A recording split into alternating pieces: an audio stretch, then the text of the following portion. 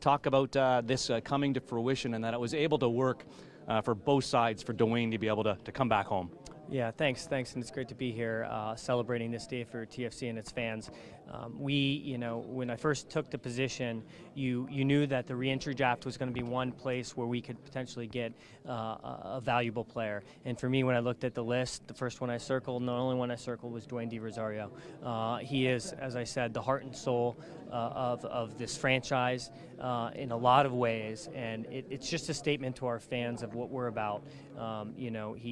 When he left, he had great success, league MVP, and once we reached out to him and spoke to him and knew that he had an interest in coming home, we were going to go, full steam ahead. Yeah, obviously it was important too, I guess, that the price is right, because he was on over, I think, $600,000 at DC United last season, and that was that, like Dwayne said today, that wasn't nearly as important, I guess, the price, but it still had to be right for you too.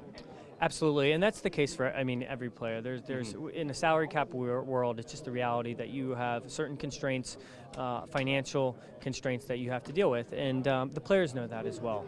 So, like Dwayne said today, it's more about a relationship. We reached out to Dwayne and we talked about what our vision was, and how we want to transform this club into a leading contender for championships consistently, and you can tell he breathes competition. He is a competitor, and all he spoke about was his desire to win and his desire to win at home, and for us, that's all we needed to hear.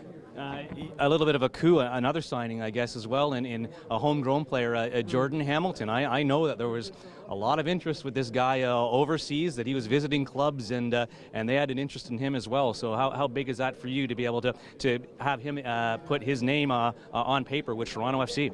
Again, another reason to celebrate today. Jordan Hamilton has proven internationally at the youth level, as well as in our academy leagues, that he's a goal scorer, he's a threat. He came into my office with his family, we sat down and we communicate, what your path would be to be a pro. And he made it clear that what his objectives were, and it was to be a professional.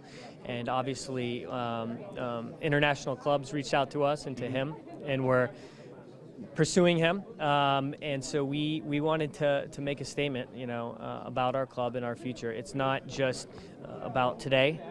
It's about 3 years, 5 years, 10 years down the road, and we see Jordan as a fantastic player, both today and tomorrow. Yeah, you have to be making a lot of Canadian soccer fans happy as well. I know that's not your point. Your point is to win soccer games and to win championships. But I guess the proof is in the pudding that Canadian soccer players can compete at this level and help make Toronto FC a winner. No doubt. The Canadian soccer pool is very rich, especially in the GTA. I think we have untapped resources. So especially with we brought on Greg Vanny, who will help lead our academy. We are really excited about his ability to reach out to our community, to the local clubs, and start developing relationships and helping develop those players. So there's no short of players in the Canadian pool, and we're going to be working with the CSA and the Canadian national team to all together to make sure that when the next World Cup rolls around, Canada is there.